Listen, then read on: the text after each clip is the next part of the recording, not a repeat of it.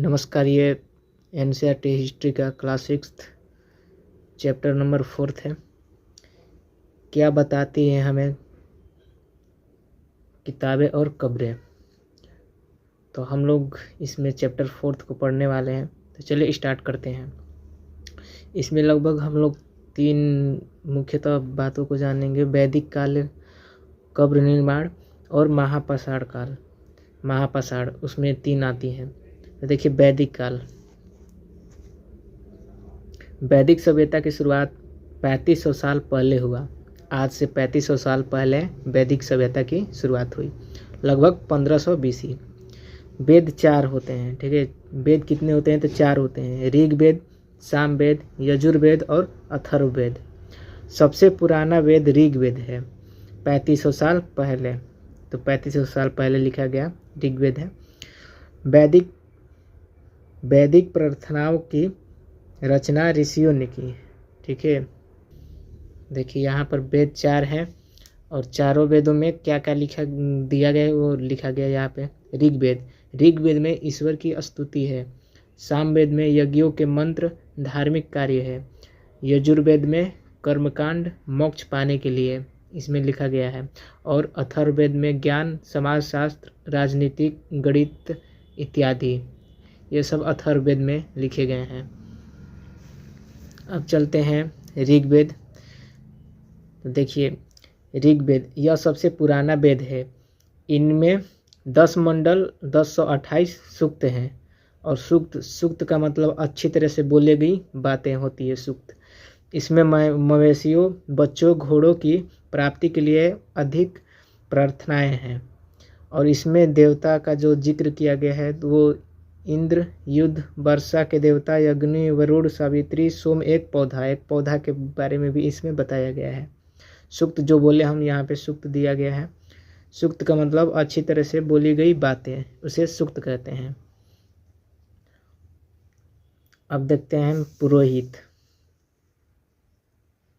पुरोहित किसे कहते? तो राजन युद्ध में जीते उसके लिए प्रार्थना करते थे और यज्ञ करवाते थे, उसे पुरोहित कहा गया। राजा, इसके पास कोई अपना सेना नहीं होती थी। ये टैक्स यानी कि कर नहीं लेते थे। इनके पास अपनी सेना नहीं होती थी, इसलिए ये कर नहीं लेते थे। अब चलते हैं जन और विष क्या है। ऋग्वेद में पुरुजन, भरतजन, यदुजन या विष जैसे कई उल्लेख मिलते हैं। विष शब्द वैश्य से निकला है, ठीक है। विष जो शब्द है वो वैश्य शब्द से निकला है। अब वैश्य यज्ञ नहीं करते थे, बलि नहीं चढ़ाते थे। जो अब दास देखिए, दास क्या होता है? दास महिलाएं एवं पुरुष होते थे जिन्हें युद्ध में पकड़ा जाता था। उन्हें उनके मालिकों की संपत्ति माना जाता था, जो उनसे जो चाहे वो काम करवा सकते थे। तो ये दास होते हैं।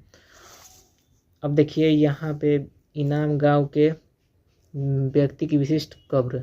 एक इनाम गांव में एक व्यक्ति की कब्र मिली है। इनाम गांव महाराष्ट्र के भीम की सहायक नदी घोड़ के किनारे है। इस जगह पर 3600 से 2700 साल पहले लोग रहते थे। तो लोग यहाँ पे इनाम गांव में लोग रहते थे। यहाँ पर एक ऐसी कब्र मिली है जो 5 कमरे वाले आंगन में 4 पैरों वाली मिट्टी के एक बड़े संदूक में दफनाया गया है।